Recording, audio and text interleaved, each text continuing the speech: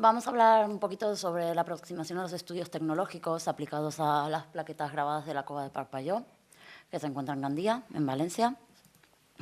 Entonces, lo primero, a ver, voy a explicar, me voy a basar en tres partes, voy a dividir esto en tres partes. En una primera parte voy a explicar qué es el análisis tecnológico, pero rápidamente, porque venimos hablándolo. ¿Qué es el análisis tecnológico aplicado al grabado? ¿Qué información obtenemos? O sea, ¿qué podemos saber aplicando este análisis? Y el último punto que vamos a trabajar es por qué lo estamos aplicando en las plaquetas grabadas de la cova. Entonces, en primer lugar, ¿qué es el análisis tecnológico? Es el estudio que a través de material arqueológico y experimental podemos reproducir los pasos o podemos llegar a saber cómo se hicieron estos objetos. ¿Qué información obtenemos analizando la tecnología del grabado? A mí me gusta utilizar el concepto de cadena operativa para ordenar esto en tres fases. Perdón. La cadena operativa, ya creo que lo estuvimos hablando, son los gestos anteriores y posteriores. Entonces, ordenamos estas fases en tres fases, con varias subfases y con muchísimas interconexiones entre ellas, que no siempre son estáticas, se pueden intercalar.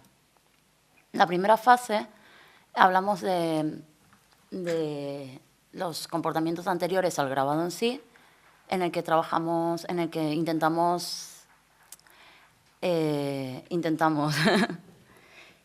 identificar lo que serían el acondicionamiento del soporte, la idea, la recolección y el traslado del soporte.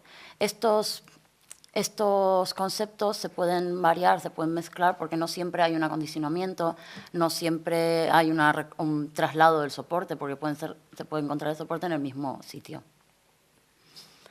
La segunda fase es la realización del grabado en sí, que comprende una cadena de gestos. Hablamos de muchísimos comportamientos, con lo cual ya no estamos hablando de un gesto rápido, sino de muchos. Y tenemos a grandes aumentos ciertos indicadores que nos explican, que nos ayudan a reproducir estos pasos. Entonces, estos indicadores nos pueden demostrar el sentido del movimiento, la orientación del soporte y morfología del trazo, bueno, todo lo que tenemos ahí. Me hubiera gustado explicarlo, pero bueno, no tenemos tiempo. Y la tercera fase, hablamos la destrucción y abandono. Siempre puede ser una destrucción voluntaria o no. También podemos hablar en algunos casos de la reutilización o la reactivación de soportes funcionales. Siempre hablamos de soportes decorados. Podemos hablar también de una fractura intencional o no y si hay rubefacción. Esto nos hace plantearnos también ciertas cosas como si fue funcional, si fue simbólico o si fue circunstancial. Entonces, con toda esta información podemos intentar acercarnos a ver si estamos ante procesos rituales, podemos intentar hablar de procesos de aprendizajes y de traspaso de conocimiento. Y lo que nos interesa muchísimo es la identificación de modelos tecnoculturales, tanto territoriales como cronológicos. ¿Por qué nos interesa aplicar estos análisis a las plaquetas grabadas?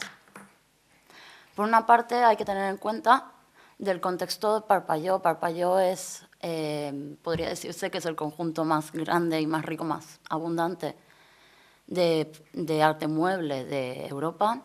Estamos hablando de más de 6.000 plaquetas decoradas.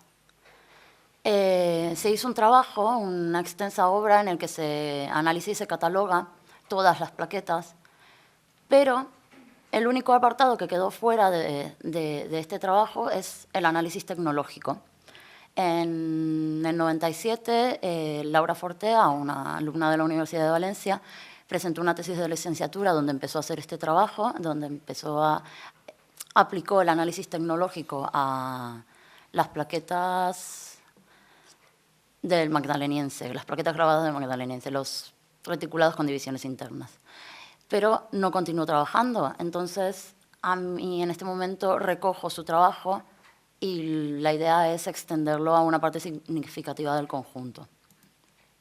Para eso nos establecimos unos objetivos en el que intentamos identificar si hay pautas constantes, si hay variaciones, y por tanto hablamos de aprendizaje ahí, si hay modelos tecnoculturales y territoriales, si nos encontramos ante modelos programados o si estamos hablando de improvisación.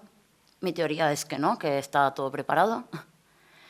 También intentamos identificar los ritmos y el tiempo de concepción de cada pieza, la capacidad, la experiencia y con qué limitaciones técnicas se encuentra el artista a la hora de trabajar.